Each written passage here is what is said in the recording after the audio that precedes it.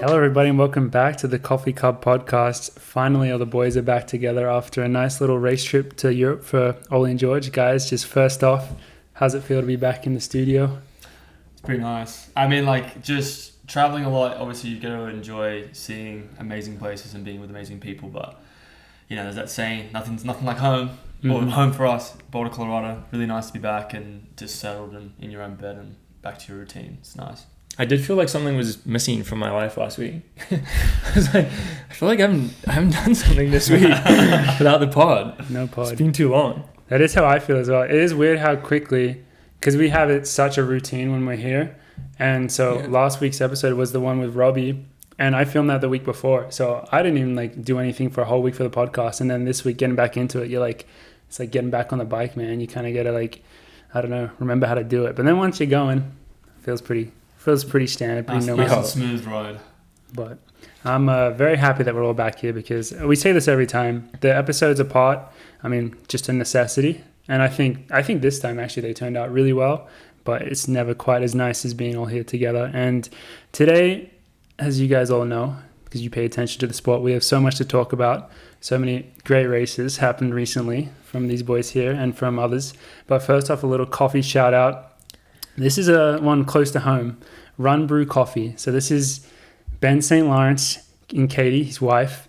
This is their coffee company. Ben St. Lawrence is, to me, he was a longtime mentor. When I was growing up, he was in the same training squad as me, and he was the Australian record holder in the 10K.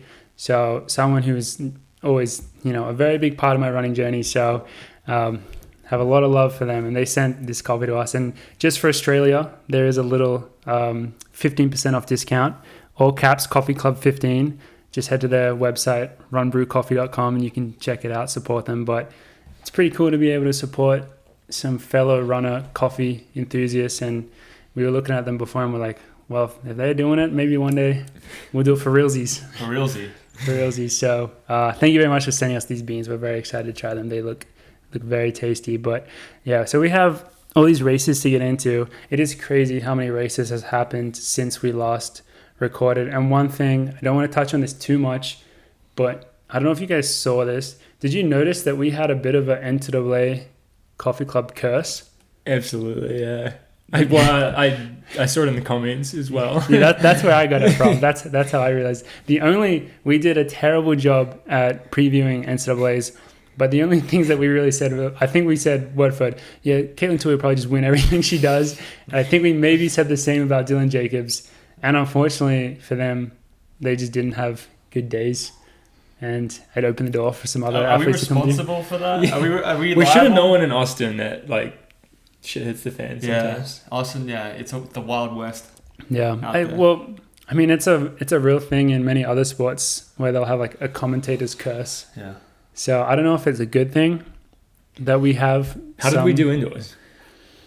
Indoors? Cannot remember. Yeah, we probably said Caitlin Toy again, and she did fine indoors. Yeah. But it's just us being lazy, I guess. Yeah. Not our best work. Not our best work. Shout out to everyone who did do so well. Our home country's represented very well with some big dubs in the mid-distance and distance events.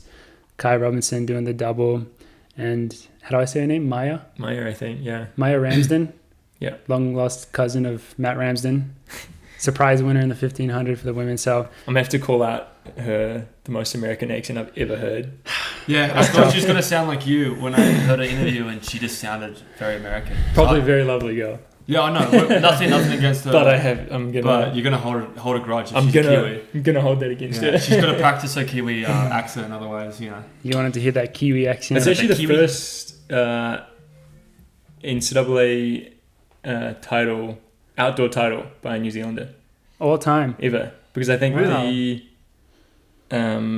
only ever won Nick and I won indoors. And Nick didn't even win. And Adrian, wasn't there Adrian Blinko? He was a big I don't dog. know if he ever won one. That's and then crazy. There was there was a hammer thrower, maybe one outdoors actually. Oh, okay. But on the track. On the track. First New Zealand would win a track title outdoors. That's legendary. very, very big And for the she's country. a big old nerd too. Yeah. She goes to Harvard. It's funny when someone wins it like that and you're like, well, do you even like care about running? And she was just talking after like about, I don't know, she's clearly so smart. It's like, yeah, but you went to Harvard, so you can probably do whatever you want. But it was cool to see. Just so many good races as always, whether it's an upset or whether the favorite wins at NCAAs. And yeah, especially with that Austin, that added factor of the heat, just it's always shakes it up and makes it very exciting. So Definitely. it was a great meet to watch. I had a great time. But guys, being here, I was so overwhelmed. There was just too much track on for me to keep up with. I don't know. You guys were probably a bit more in like a bubble of like just focusing on your own racing, but it was intense. And I think the first one that we'll talk about in terms of recapping is just Oslo, because that's the one that's still freshest in our minds, and don't even really know how to put into words. I guess, is it potentially the best, like quickest 1500 of all time, or definitely the best since the Monaco one? There's the Monaco one in 2015 where that's when Nick Willis actually ran the New Zealand record. I think the most won that. Kiprop won it 26. Yeah. I think it's the most. Was it the most people Ever. under 330? Under 330. Pretty sure in I 1 think it week was. there was the deepest 5K of all time and the deepest 1500 of all time. Yeah. Within like 5 days. What's going on? Honestly, I feel like an intro to into talking about Oslo is that I have to give credit to whoever, I don't know. The Diamond League this year has been actually like an outrageous series of meets. Like every single one has been just lights out. And they're all maybe not Roubaix so much, but I just know Paris and Oslo sold out like a good week before the meet was on. Mm-hmm. And they're all just like, they're putting on actually Good a pretty good show at the moment. Yeah, well, we didn't even have an opportunity to talk about the Paris Diamond League, which happened the week before, where 3 world records were broken. So I don't know why it is like this. I guess it's just maybe a continuation of people getting better and better, but I think you are seeing the best people in the world racing at all these meets so far. I don't know if maybe it is the timing of when Worlds is, so people are more like readily going to do like these bigger races early on rather than just kind of saving up. But I think it's, yeah, whatever the reason, there's just so many amazing athletes out there racing and doing amazing things. And so, yeah, it almost like, it's crazy to see it actually happen in front of your eyes, but this 1500 like made sense in a way, which is kind of weird to say, but I guess that's how you want it to be. It was anticipated. It Yeah, definitely it was. If you looked at the 5K field in Florence, you're anticipating an amazing race with amazing athletes, and then you look at the Oslo 1500 meters as like some of the top runners in the world, minus pretty much one guy, which was the world champ, Jake Whitecastle, wasn't there.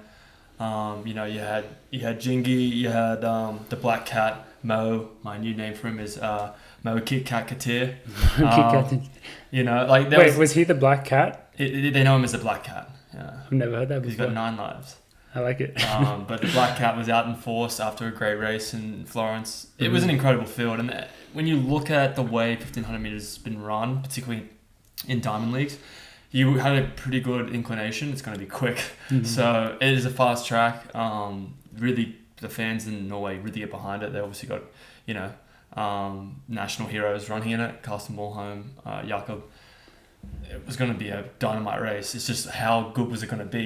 You never know until meet day, like how crazy it will be. And it lived up to the hype, 100%. Yeah, I think post that race and the other amazing 1500s that have been happening, everyone's asking the question, why is everyone running so quick in the 1500? And I think we should give our takes on it. But before that, maybe we just do a kind of a deep dive on your experience in the race, like how it played out and like the lead up, all that, because we talked before that you'd been doing amazing training. We knew you were so fit and ready to go, and it was a matter of just going there and doing the work. So yeah, I definitely thought I was in 328 shape, just off practice. I've been trying to do everything right, the little things.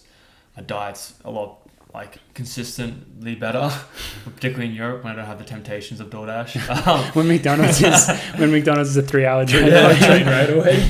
So getting good sleep, we talked about it, and Morgan, I think, and George feel the same way. St. Moritz, particularly when you're in that kind of training block, is a very special place just to like zone in on what you want to achieve. And for me, it was to be competitive and run the best possible race I could at Oslo.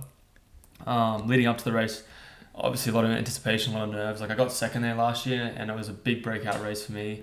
to compete at that high standard, and also just be as close as you can to one of the best runners in the world with Jingy. And Good old Jingy. leading into it, like the Oslo Diamond League's like the best one, like the food, just the organization, The strawberries. even though Joe and I missed the strawberries. Coffee. The coffee's amazing there. It's just incredible, and it was nice. Like we had a massive crew of OAC athletes going in.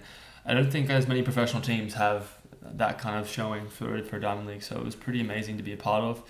Getting into the race, pretty nervous. Walking in, I was very confident in my training. I just didn't know like how it was going to play out. I was able to like reflect on the race through the just going through the airport and just having spare time to go through it, which I don't usually reflect on a race, but the way that race went down, it was just hot from the start, trying to get into positioning, and it was like, oh shit, Yared's in front of me. Like the first time I think I've ever seen him kind of like get in front of me. Usually he's behind and he's waiting to progress, but he was right there from the gun, and then we just kind of just ran through. But it was a crazy race because all those athletes are just in such amazing shape, and there's way more movement than you'd expect when you're running a 3:30 race. Like Kip Sang was moving up and down, Cherry was trying to get around, I'm trying to get around Kip Sang.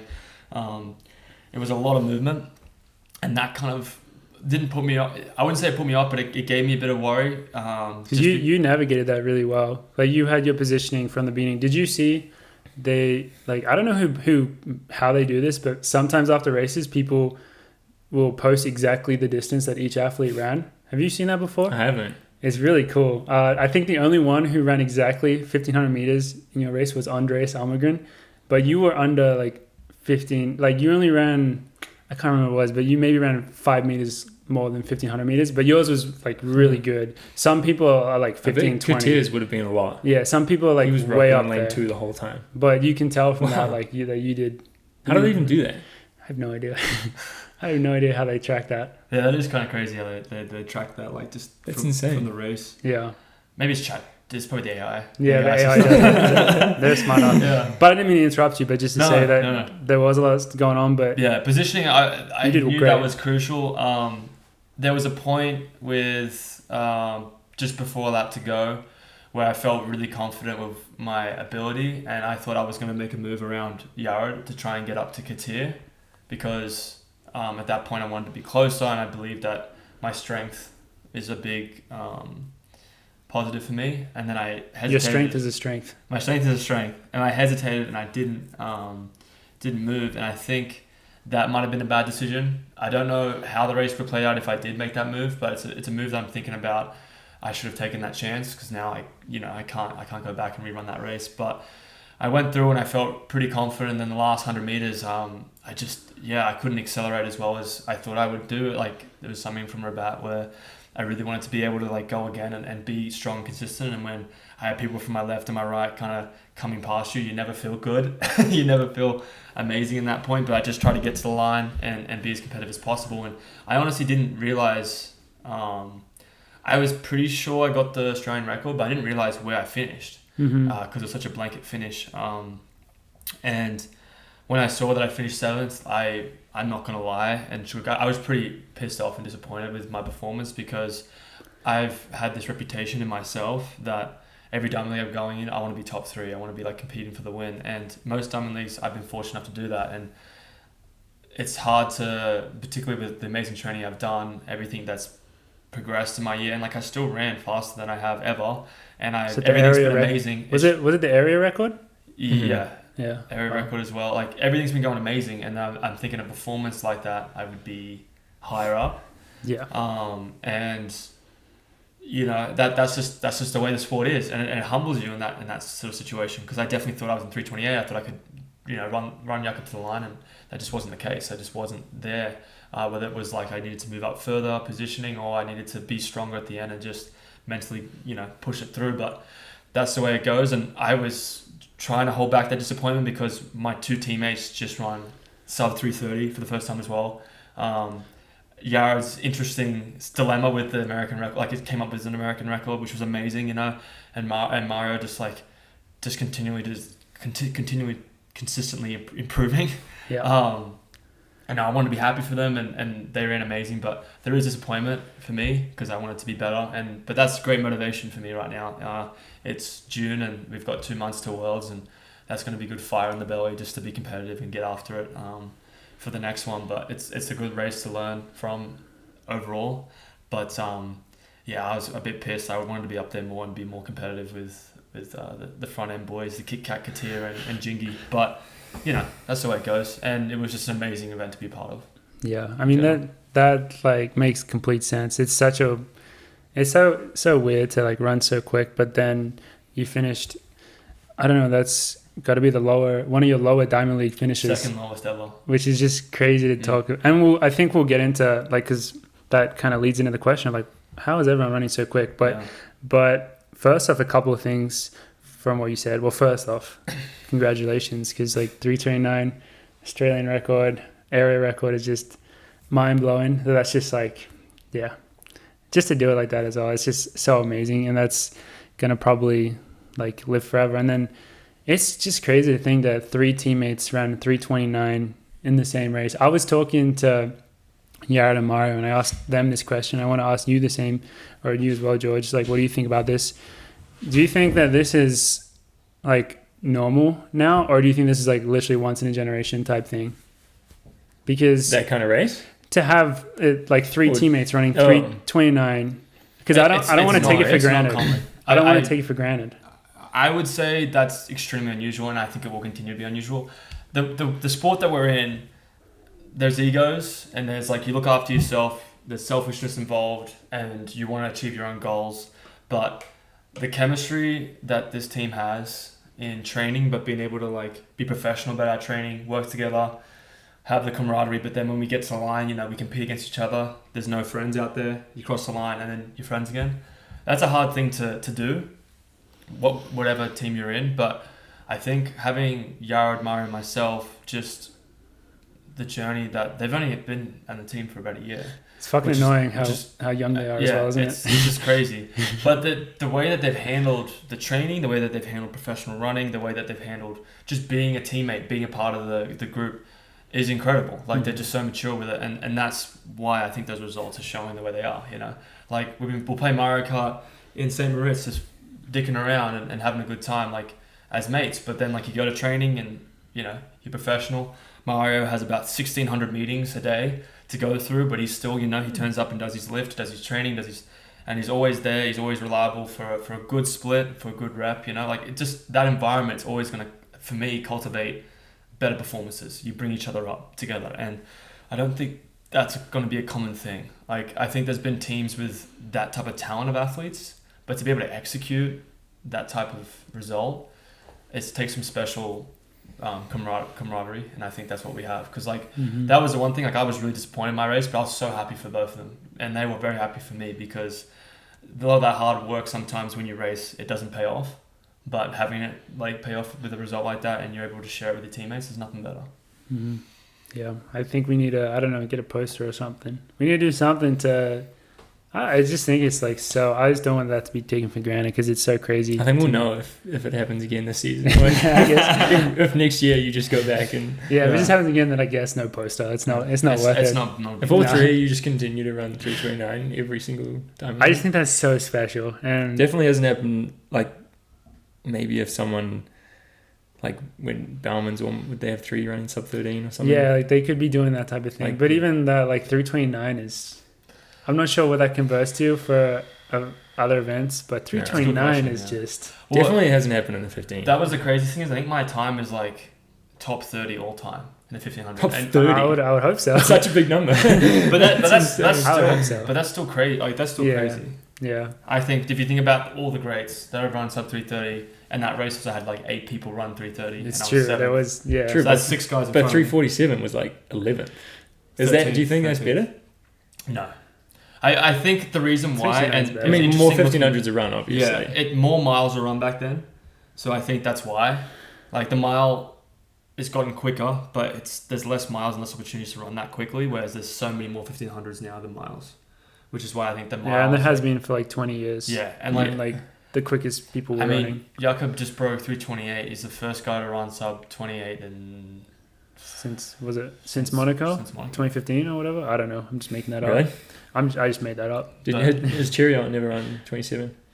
20. I think he's run 29 low or 28 high. I'm not sure 28 about that. high maybe. Yeah. Yeah, but it's just crazy, and that's the thing now. It's gonna be crazy is that a lot of those top end diamond leagues or like world champs, for example, you're just gonna see a massive fat list of people with sub 330. Yeah. See, I don't know. See, middle. I still wouldn't take it for granted. And this is one thing that I gotta give credit to Jakob for, because after the Paris race, people were just like, "Oh, so you're gonna go break the world record in Oslo?" And he's like, "No, like 326 is like 326. I need to break my PB first and get that quicker before I think about that." And I was like, damn, that's like pretty mature. Pretty rational. Because Yeah. if I had just run 7:54 for 2 miles, or I think that was what he ran, Yeah. I'd be like, yeah, I'm gonna go run I can run 325. through a brick wall right now, bro. It's crazy how much easier he viewed breaking that world record Yeah. compared to running. Like Yeah. I feel like he I didn't think even think that was a big deal. I personally No. think that's Whereas- his best distance. Personally, I The think 2 the 2 mile? mile, 3K, best distance for Jakob. I think because he's got the strength, he's got the speed.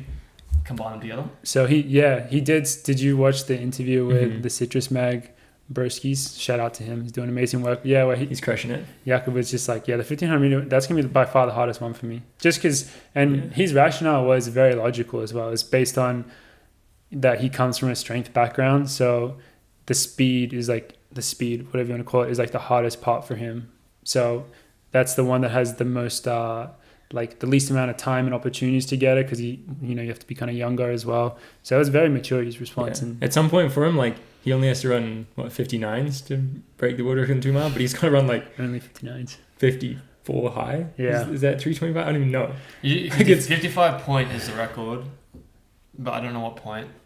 Yeah. Maybe so. It's maybe I like know, 55 low. maybe 55 point low. Like that's just physically, you have to just be going so much faster. But It is. the great thing that he does, and I don't want to suck him off anymore, but the great thing that he does is I think he's great at managing pace, like to just progress. Like Well, and also he had pacemaking till, was it like 1100 or I was pretty impressed. He went really far. I was pretty impressed how far the He was also pacemakers. rigging.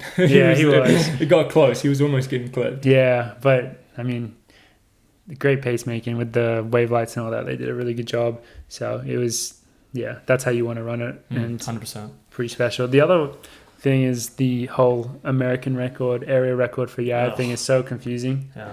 because it's just like, I think Kyle Merber did a good job in his newsletter going through it, how it pretty much just comes down to USATF being pretty weird about the like regulations or whatever you want to call it they have for setting an American record. They don't have it. So for those who don't know, you can only represent one country. That much is obvious. But there's a process if you want to switch country, like representing countries, if you have dual citizen or you change your citizenship. Like you normally have to sit out for, I think it's 1 year or 2 years. And so it's really clear like what country you're able to represent at any time. Like everyone's very aware of that. It's a process. And so you would think that when it comes to breaking records, that you can only break the records for the country that you're eligible to represent at, say, the world champs. But for some reason, USATF doesn't have that as one of their rules, it looks like. So you could break you could be representing a different country and still technically break a US record if you have US citizenship at that time. But the thing is, I don't think World Athletics sees it the same. So it's a really weird thing where he maybe has the North American record, because that's like a World Athletics record, but USATF, I guess, can choose like their own records. Yeah. So Bernard Legat It's has fucking it stupid, at 327. And the weirdest thing about it was that no one knew Legat was a US citizen. He was When running for Kenya when he ran that. Yeah, Kenya, well, Zealand. He was running Yeah. for Kenya. But I thought the record was 327. So did I, because that's what I looked at. That's when what, I- that is I what thought it that's is. what it's always been. because that's what they had on the list, though. That's what it's Yeah. been for like but then 3 years. hearing the story about it, it makes it sound like it's I definitely technically didn't. not, I didn't if know he's it not was running like for- in 2004, in the same year that he represented Kenya Yeah. at the Olympics. But then the next year, he represented the US. What was he? The next year he had to sit out. 2005 he sat out, and then from then he was representing the US, I believe. But yeah, really, Wow. really complicated, because this is credit to Kyle Merber for doing the actual research on this. Yeah. So the US record, so Legat ran 329 something, slower than Yards, when he was representing the US. So that was the US record. Like when he ran that, they said that's the US record, and he broke Sydney Marie's record, I think.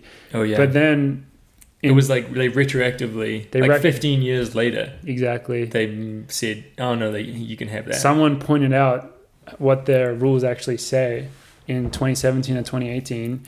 And then they had to go back and say, okay, well, I guess the 1,500 meter record is what Legat ran back in 2004. Maybe they thought they were like, no one's going to get it either way. Yeah. It's going to be Legat's either way, so we'll just give him 327. But you'd think that they would now get on top of that. Wait, I just want to get my phone out because I want to look on Wikipedia and see if the yards, because they do that. That's a good source. They have like ratification thing.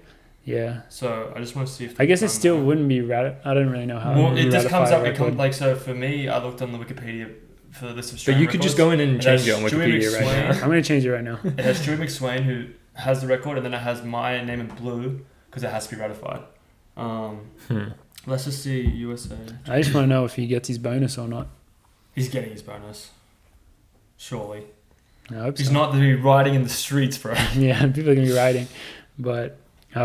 let's see here. Okay, sorry. Outdoors, 1,500 meters. They have not changed it. It says Legat. It's Bernard Legat, 3:27.4. Nike at Zurich, 2004. Interesting. Yeah. So I guess it's funny that Yard doesn't even know. I don't even know if Yard cares. He doesn't. Yeah, I mean, he probably does care, but he's like he doesn't care about making it a big deal. He's like, yeah.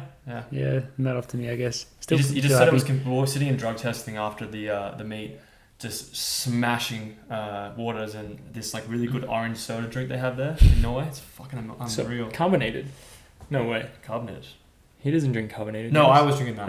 He was drinking water. But we were just waiting, sitting there for drug testing, and he just like saying, like I was asking him about it because like Ray, our agents, were trying to figure out like what to do with Yard and his record, and Yard just goes, it's just too much work, it's just too confusing. Just like forget it. Yeah. What would be the easiest thing is for him to just go around 327. It is that would just clear up any doubt. Yeah, that's what I think that's what Nathan said to him, and Yard's like, oh, okay. The other cool thing to note, this is assuming that Yard does have that record. So you just now. You hold all 1,500 mile records outdoor, indoor for Australia. Mm-hmm. Yared holds all the US ones except for the outdoor mile. And that's all set in just this year. So, and he's doing one more mile this year at least at London. Yeah. So if he's going to be trying to... What's the mile record? 46. Jesus. Oh, it's Alan Webb's. It's Alan Webb. Why would I not think of that? Are you sure that's a mile? London? Yeah. I thought it was. I thought it was. The website says 59. Oh, is it really? 15? I thought it was a mile. Because it's not that like the Diamond League used to always be the M. I had that name, the Emsley Mile or something. But now that's like separate.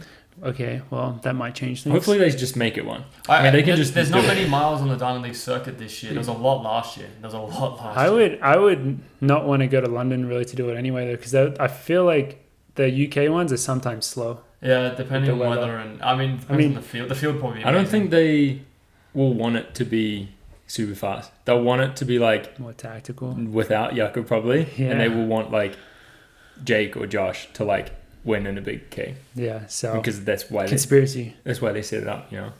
So we'll see what happens there, but they want to make a big show for the home crowd. I don't want that. Yeah, always going to be to upset the party. I want to upset the party, but I also want to try and break the Australian record again.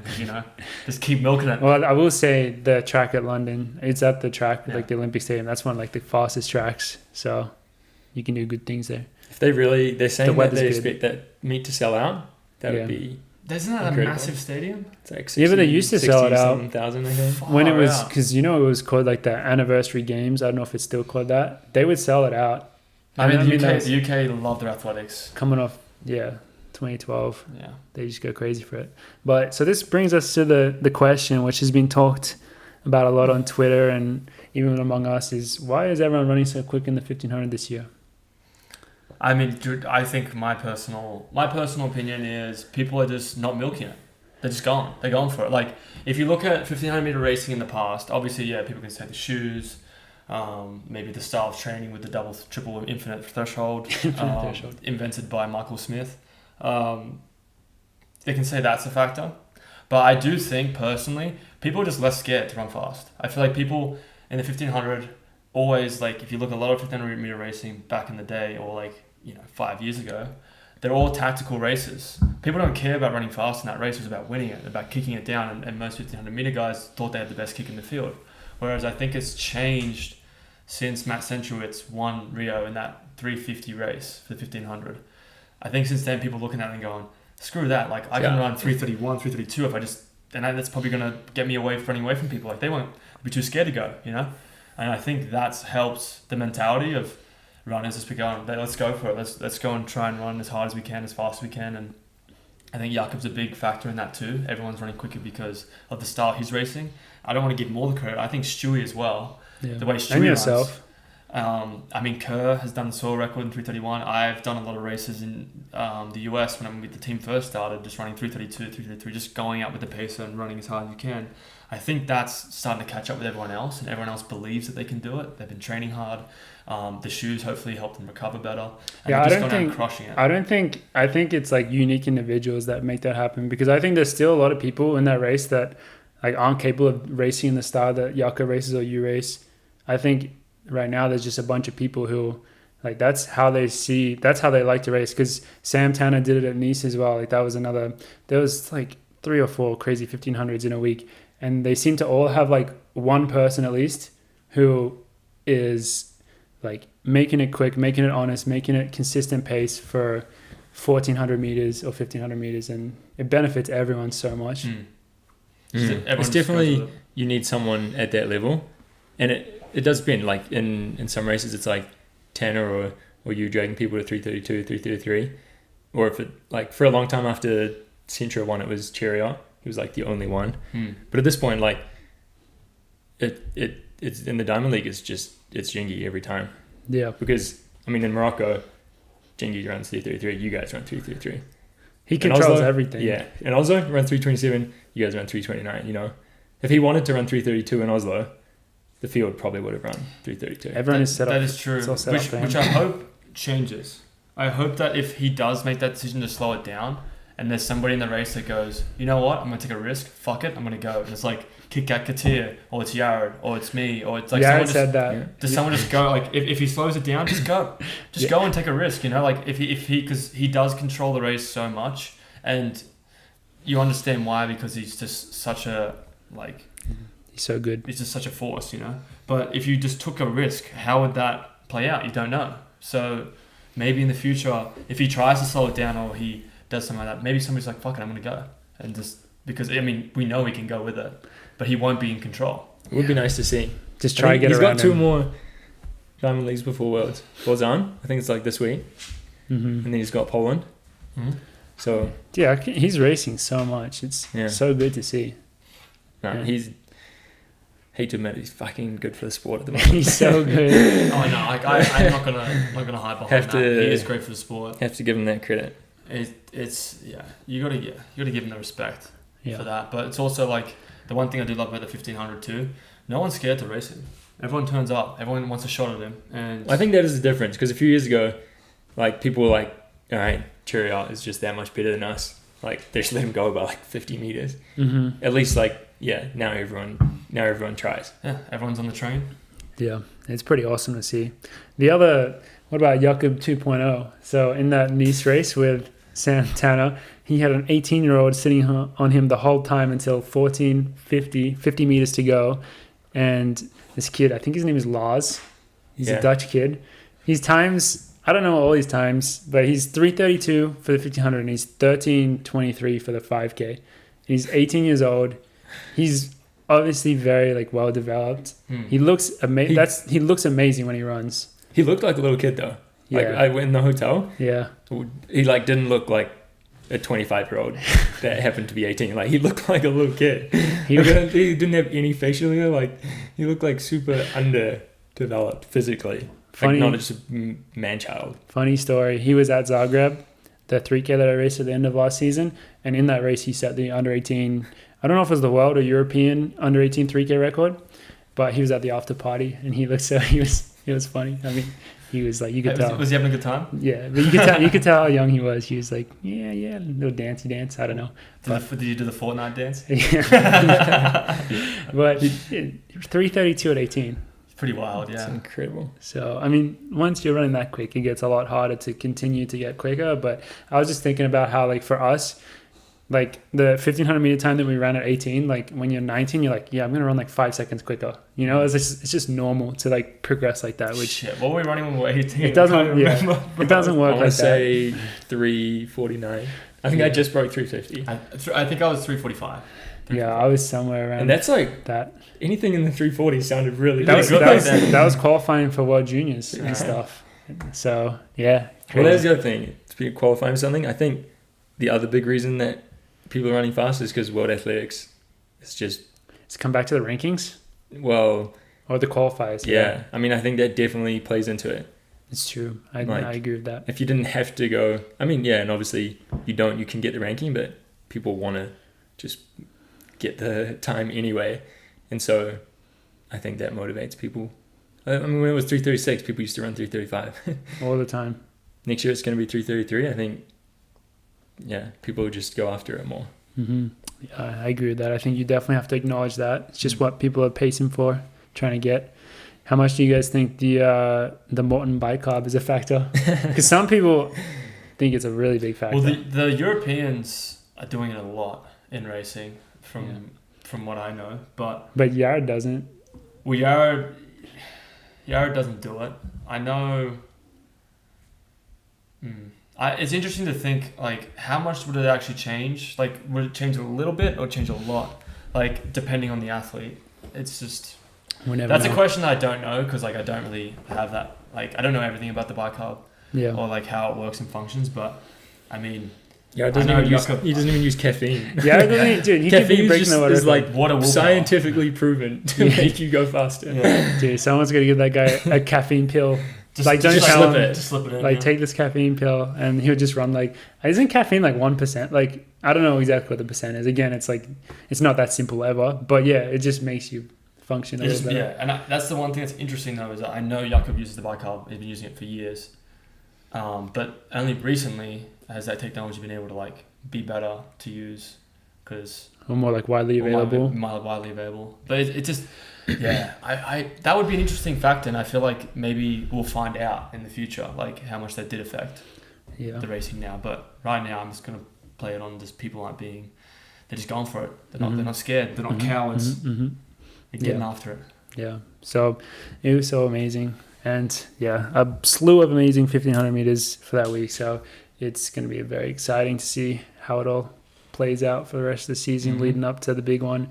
But at that Oslo meet, there was also a ton of, and George, when you said that like every Diamond League has been a banger, it's crazy because every race has been so amazing. And we had Joe Klecker in the 5K, who he did amazing. He came fourth, right? Yeah, he outdipped Luis. Boulder vs Flagstaff. Boulder vs Flagstaff. Boulder wins. Another 12, was it 55 or 56? 56. He's run 3 sub-13 races this season. Pretty crazy. There was that interesting list they had, like, of Americans that have ever run sub-13, and like the most was like 4 in like a whole career. Yeah, and he's 3 in like 6 months. Yeah, I remember like it was always a massive thing that Chris Zielinski I think did it like 2 or 3 times in like 2010, and that was like unreal that he did that. And Joe's just now Grant's only done it 3 times as well.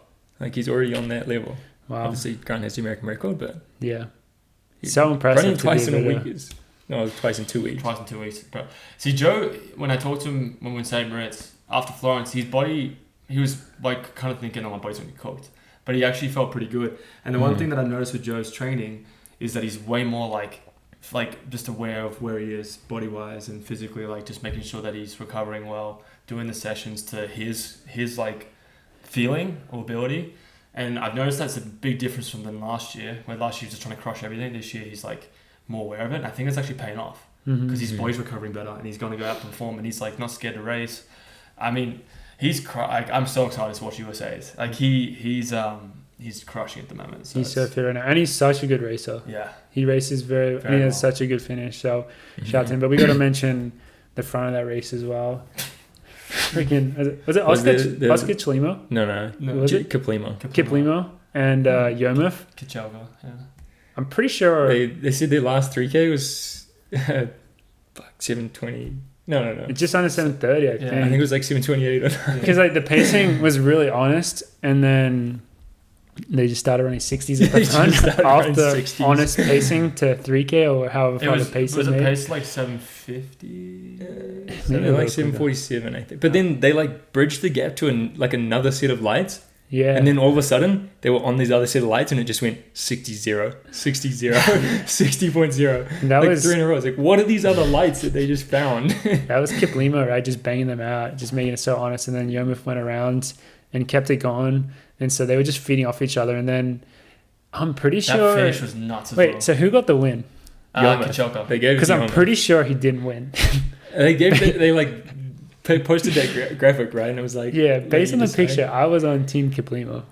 It looked like Kaplino won. I don't know. But if you see the photo, the funniest thing about that image, is the photo of them finishing, Kiplimo's stopping his watch when he's crossing the line. I'm like, Is he dude, that really? cost you the win probably, because you can tell he's like Yomif was like full leaning, and then Kiplimo's just like this with the watch. is that going on Stop Strava? Where's that going? Must I be don't know. Strava. He's, maybe Must it's be going, it's Strava. going in his PB book, but like Must be he Strava. stopped his watch after running Doesn't 7:28 last doesn't trust weekend, the 5K. doesn't trust the timing. Doesn't trust the timing, yeah, the freaking Omega timing. Dude, that's I respect crazy. that. You know, chapter guy wore a watch when he broke like the world Yeah. record. Didn't he post it on Strava? Yeah, Yeah, he I did. think he did. What, he said something funny on it, didn't I he? don't know. I hope they paid him a lot of money to do that. You would hope so. But yeah, another amazing 5K from Joe off the back of the big Florence race. And then I can't wait for him to pull a sneaky one on Reds and scratch the 10K at Worlds. I think Reds would have a heart attack. Riz would die. What are you doing, Joe? You're not answering the That's text. just me speculate. That's what I would love to see. That would be, you know what would be the funniest thing? If Joe did scratch, and then Dayton's like, you're not going to do a 10K? I'll do it myself. And then you see, like, at the line, Joe Klecker, and it's just Riz with a mustache just standing there like that.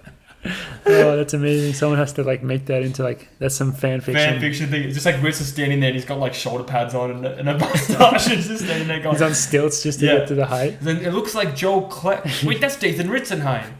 Literally, Dathan's just standing there, you're not going to run the 10K? I'll do it myself. I would love that. And then Joe gets interviewed after the race. He's like, so you did well in the 10K, but then you just really died after that last lap. What happened? He goes, I didn't run the 10K. It's just Ritz. It'd be amazing. But yeah, Oh. he's in such good form leading into USA's, which is only less than, is it 3 weeks? Maybe 2.5 now? Yeah, something like that. So Coming up. it's coming up quick. So we're very excited to see how that all goes. And then Alicia had another great showing, went to the front, tried to drop down the pace. I mean, those races are just so stacked. I think she ended up 4th as well. Mm. So nothing wrong with that. Josette was in the mile. She ran solid. We know like she wasn't as happy with how she did there, but she still put in another really solid race, and she's put in 2 or 3 really solid ones. And I think we would all say that she still hasn't shown like her top potential yet. So Yeah. I think she definitely wanted to see a 1 yeah, after the 4, Yeah. mainly. yeah. Which we just know like she can do that when she gets it all right on the day. Mm. So it was probably the biggest squad we've ever had like at a Diamond League for a team, and an amazing day. So shout out, credit to everyone. It was very cool to watch. I'm like, I don't know, you know that every time I talk about how I get really nervous watching races now, but that one was like kind of just fun. I don't know, that one I was like definitely nervous watching it still, but it's just been amazing. I mean, I think after the Paris one, like I stopped being nervous and I was just like appreciating What you're watching and just appreciating amazing track performances, which is They what are it's just been. very worth tuning into at the moment. It's like I hope a lot of people are watching. get some good numbies for the Diamond League. I love watching Carsten run. Oh yeah, we He gotta talk looks about like him, man. such a psycho. Did you see on the the line. hurdle image? The what? The what? That somebody was not petitioning, but was saying that Carsten should be DQ'd because there's a slow motion of him running around the bend on a hurdle, and his back leg doesn't go over the hurdle. And his front leg doesn't go over the hurdle, it goes around. He's been cheating this whole time. There's a slow motion video of it. I gotta see that. Yeah, Oh. it was on Twitter. I didn't have it on me, but I remember watching and they were We'll saying find that, like, oh, he's like running it illegally, Interesting. which, I mean, he obviously didn't get disqualified, so Yeah. technically he's I have to do my own research. Yeah, I imagine it was interesting watching the video because I don't know the rules or regulations for the hurdles, but he is so fun to watch. that was a big comeback race for him, I believe. I think that was his first like hurdles of the season, and he ran the fourth. I think it was the fourth fastest all time hurdles. It was the fastest. I think it was the Diamond League record. I think it was like the fastest, not at like World Champs or Olympics or something like that. So he's fit again. He's fit. He's back. Mm-hmm. He's back. So that was so exciting to watch. And then we had the Diamond League at Oslo, but then George was on his own, not a side quest, I guess it's your main quest, but you were separate from, you were kind of doing your own thing. You raced first, I don't know how you want to break this down. You did the Paris 5K, which on track nights, good to show up and have a good time there, which I don't know. We'll get into that. 5K was crazy. And then you went to Nice and did a steeple there before you came back. So a bit of racing in France, huh? Yeah, but I did realize it was just both in France. And I've never done a race in France where it's not hot as fucking balls. It's weird. Yeah, you don't think about France as being like hot, but clearly in just the doesn't summer, cool down at night ever. Just stays hot. You know, I think the last episode, I think we previewed the 5K. I think it was before we went there. Mm-hmm. Just another very cool showing from on track nights. And then they just had the last one in Vienna a few days ago, and I honestly think they all went pretty well. Like the European ones, especially. They definitely were onto epic. something like that. They decided to like partner with these meets that were already good and just put more money into just to elevate them to have, because there was like great athletes at all of them. Wonder where they got that idea. Yeah. But honestly, I think like I hope they can get hold of Zetapic for the end of the year to round out the 5 meets of the year. And if they like keep doing those every year, they're very, very fun to show up to, especially as an on-athlete. But I think even if you're not an on-athlete, and like they're obviously still very good meets. The 5K went 13:04, and then that Jakob's enemy. Oh yeah, is it Sundres? What is it? Did I just make that name up? No, It sounds right. It does sound right. Nordas. Yeah. Who the hell is Sundres? He did his series of races in like 1 month.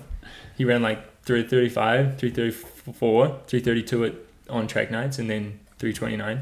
The ideal in like 4 weeks in a row. Ideal progression. That was insane. But yeah, did a 5K with Jonas in Paris, and we were both pretty disappointed. Yeah. Just to not quite be where we wanted to be competing. Well, really just like going in and trying to win that race, you end up running pretty fast. So that would have been nice. But I think Joe explained, summarized it the best. He just texted me afterwards and he was like, "Bro, that looked like a cross country race." That's what It definitely did. Yeah. That's it what was I insane. said. I started on the second row. Yeah. And then Okay, that start was, I don't know how it was for you being there, watching it, the most frustrating thing ever. I don't know why, but they had to individially tell every single person where to go. It's because they and it don't, took forever. same in Nice, they don't do hip numbers in France. Oh, God, it was so frustrating to watch. So now I'm like, I appreciate hip numbers slightly more. They're very annoying, but it saves you like 10 minutes to the start line. Like, it didn't even matter. Like, you could have just told us to line up. Yeah, just go anywhere. It did nothing. Fine. Yeah, particularly with that many amount of people. Yeah, how many it doesn't people? matter. That was like 35 people in that race. I or something. honestly don't know. It was like a conference 5K. Yeah. And I was in lane 2 for a mile. Not what you want. So, not ideal. Speaking of like how much distance you actually ran, I'd love to see it on that one. Or an extra K. Yeah. Lane 2 is 7 meters a lap, so it's like Let's not think about 25 to 30 meters. That's a lot. Yeah, nice shit. I just would have been nice to be up at the front. You just never really got into. I just like could literally never get to the front of the race. Partly like the positioning was obviously difficult in that field, but also like I feel like it felt faster than it was for some reason. Like I remember being like 2K in and thinking like, oh man, I'm like not even breathing right now. Like I felt fit, but just felt so sluggish still. Like similar to obviously like LA was a bit of a letdown as well. Like running's just been feeling pretty average for pretty long amount of time, which in the scheme of things, like I'm healthy, so that's good. But just been training at a level like where I've been doing every workout with Joe and they honestly like just weren't that hard when we were back in Boulder. When was that? Kind of maybe a month ago, like leading up to these races. I remember watching those. Very impressive. And yeah, it just felt like I really wasn't working that hard. But yeah, I don't know, just spent the next few weeks and kind of just in Europe, just feeling pretty average running, unfortunately. And yeah, sick of running 13 teens. Done it enough times now where I feel like I'm definitely fitter than that. I'm just still running the same. But it was a fun time. Yeah. So yeah, and who knows? Probably not going to do another 5K this season. We'll see. Happy to do one. Like, it's nice to do one early seasons. Early indoors and then early outdoors is kind of a nice time for 5Ks, but yeah. And shit, it was probably the most humid race I've ever done. Like, everyone, I don't know if you saw any of the interviews or anything afterwards, or the photos. Very wet. Everyone was drenched. It looked like it rained. After it. Yeah, it looked like people had been rained on. It was crazy. It was wild. That's tough. And yeah, so then I honestly needed like a break from running. So I took a train to Amsterdam and spent the week in Amsterdam with my sister. A bunch of mushrooms. Yeah. Went to the red light district. Yeah, just been like, honestly don't remember much from the week. Felt great though. Yeah. Amsterdam's got it going on. It was a nice like mental break from running. Very cool city actually. I know Ollie's been and raved about it. Have you been more? Never. Dude, it's epic actually. It's amazing. Yeah. Incredible coffees. Rented a bike for a few days, so just the massive for me. I don't know if you had the same thing, but like being able to like have a bike and just get around the city, like it's just super easy. Crazy. Doesn't everyone just ride a bike there? Everyone, like you can't like function in that city without a bike. There's more bikes. I got there and he was like, amazing. go down the road and rent a bike because otherwise you can't do anything. That was something very funny what Ollie just said. I don't know if you heard that. What? He said there's more bikes than people. There is. There's a stat. More bikes than people. Are there really? Yeah. It's like more sheep than people. Yeah. No, that's the thing. Like, there's an actual stat. Like when I went to Amsterdam, no, it's just funny. Yeah, I went to Amsterdam and they said honestly, there's more bikes than people here. So if you took a bike, the percentage of it being somebody's is like even Joe, like not 100%. Even Joe did have 2 bikes each, so maybe that adds up. It checks out. It makes sense. It's amazing. I would love. It was also so freaking hot though, which is why I went. Swimming in the canals. Yeah. Which I would never have done. It doesn't. When I went there, it didn't look that appealing to swim in. Oh, bro! I was like, I just assumed I was gonna come out with like a bunch of diseases, a third arm or something. Honestly, but there were like so many people doing it, and we're probably just if everyone's doing it, then that's what I thought. I was like, oh, can't be that bad. It's the same with the mushrooms and the red light district because everyone's doing it. It's Amsterdam. When in Rome. When in Rome. And as Carlos would say, if I die, I die. It's a good way to live your life. Yeah, so that was your prep for a few days. That was Nice prep. Some really good race prep before. Yeah, I kind of decided midweek that may as well still go down there, spend a few days in the south of France, and Nice is a nice town. It is. Oh, it's very touristy. Yeah, like almost overly so, in my opinion. Yeah, there must have been. Was it just crazy? Like the beach is just packed with people. Yeah. One of those European beaches that like you can't see the sand really. So many stones because it's just like umbrellas like the whole way down. But yeah, took a few dips and very clean water. I think which was a nice change from Amsterdam. I think that water is like the most restorative thing. The water's like insane. That nice Mediterranean salt water. Very salty. Yeah. The Med is like crazy salty. Yeah. It's cool that you just float. Hung out with Tanner for a few days after he. I haven't even talked about that. Yeah, unfortunately didn't get into Oslo, which is just unbelievable because he was ranked 11th in the world leading up to the race. 331 guy too. Most exciting man in track and field. The most energetic man in track and field. So energetic, that guy. Could run through a brick wall any day of the week. Had like a great indoor season. Not like he hadn't been running well. Ran 351. Yeah. He's also a Kiwi. Like he's not like. Yeah, that's actually a good meet for Kiwis. Like John Walker's Historic, mate, for a lot of Kiwis. That's where John Walker and Nick Willis have both run 3:49. Yep. Dream Mile, dude. Everyone's top. The top milers ever. Most of the top races are in Oslo on the Dream Mile. It's just crazy. But he made up for it by, as we mentioned, pacing 1,450 meters of the Nice 1,500. And then he decided to finish it. Yeah, and then he just jogged it in. Yeah. Without lights too. Yeah, that's Unfortunately. impressive. Don't want to cuss out. Monaco meet director also does the meet for Nice, and I think he just like brought the lights down from Monaco, and then they just didn't turn on. They didn't work? Didn't work. Oh, no. That's a shame. I'm pretty much, I've got a good record for going to steeples where the lights don't work. That's not the record that you want to have. Already the second one where they just don't turn on. Steeple, man. Gotta figure that out. But yeah, I was also on like a big break from steeple stuff after the LA meet, where I felt like shit afterwards, like my body and my ankles and everything. So I was pretty anti-steeple. So I hadn't done a single hurdle or hurdle drill or anything related to the steeple between LA and the 3 weeks until I did pre-meet like 9 o'clock at night also, because my bag didn't make it to Nice. Damn. That was slightly stressful. Mm-hmm. And I didn't do the thing that... No, fuck no. The thing that they always tell you to do. Yeah. But probably should. Yeah. Kids, pack your spikes. Pack your spikes, kids. They always told you that in college. I just never did. It was so annoying. Emma Coburn had a situation in Doha where her bag didn't come. No, she had a carry-on. She had to check it.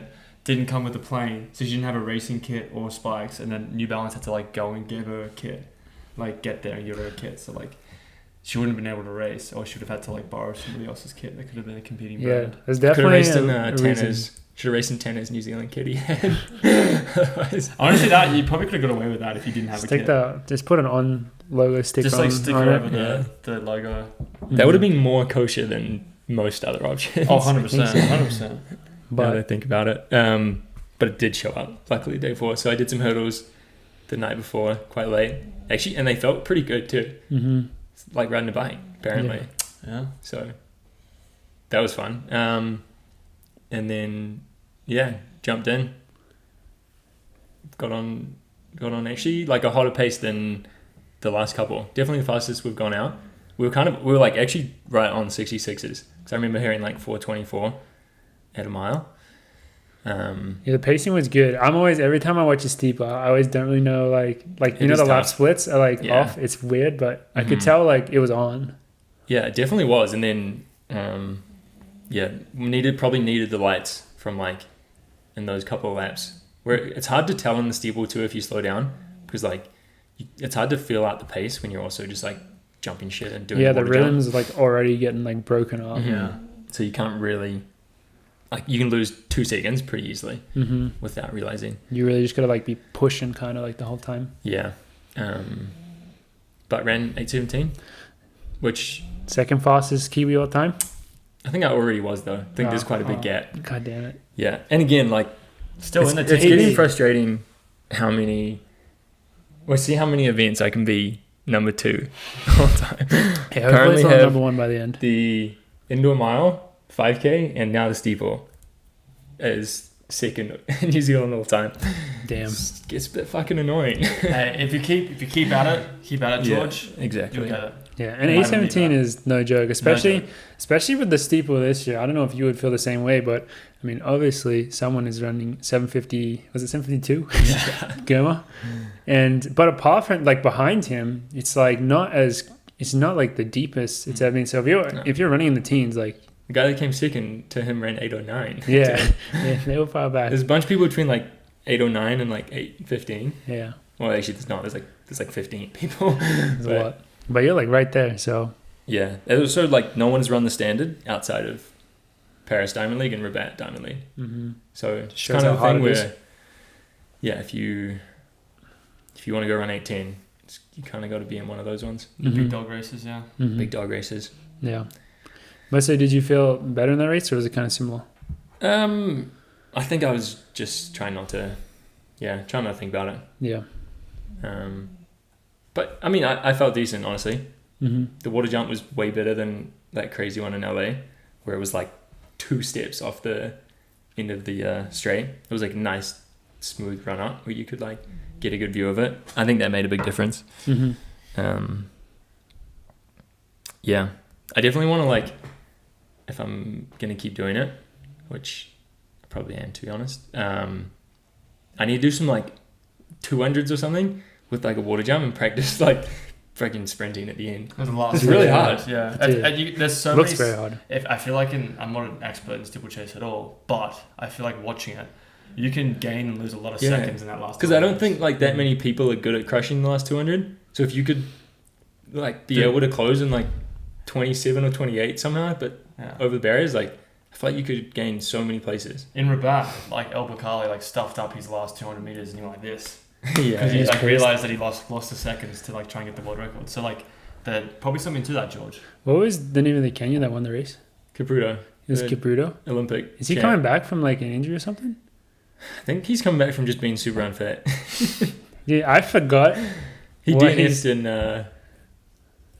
Rabat. Oh, okay. Yeah. His steeple form, he's like hurdle form is pretty bad. It's but the thing is, I mean, he's probably made it efficient. Yeah, it actually is incredibly efficient. Like he doesn't lose time doing it, but it's just so different from like what you would learn in like a tech. Like he just puts both legs to one side and he doesn't touch the barrier on the water jump. I noticed any that of them. Running behind him, I was like, he's literally just jumping it. He just sends it. Like he just really attacks them. Yeah, so impressive. Yeah, it's so impressive to see. So yeah, it was crazy, but I mean, you closed really well, and I think he medaled in Eugene actually. Yeah, I think he was third.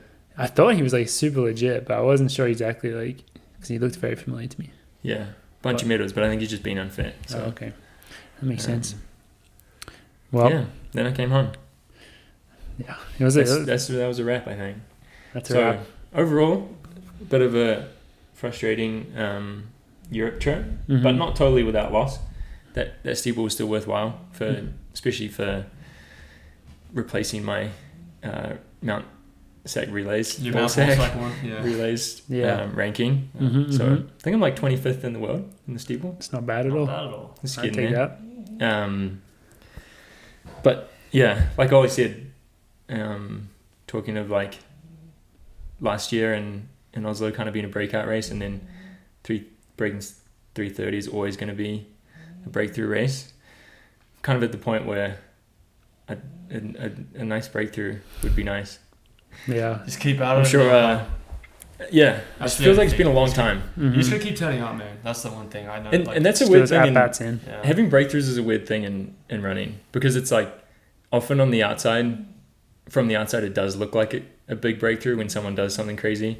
But often running, like it's really not a breakthrough, because it's something it never is. It's been building for so long and training and everything, but it always is from the outside. Yeah.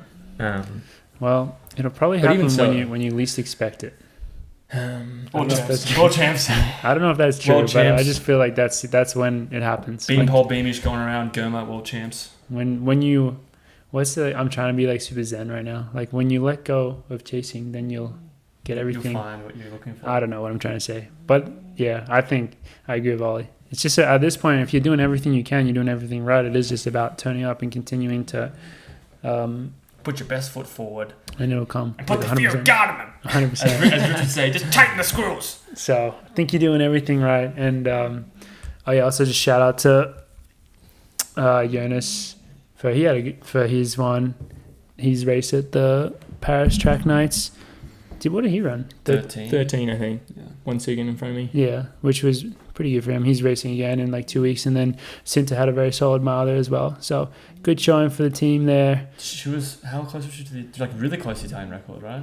She was pretty close. It was like 23, and she was 1 or 2 24. seconds, I think. Yeah, she's like right there. I think she just doesn't want to hit all her bonuses too quickly. You need to pace them out. Yeah. Just for tax reasons. Yeah, just pace them out. She knows what she's doing. You should have spread it out.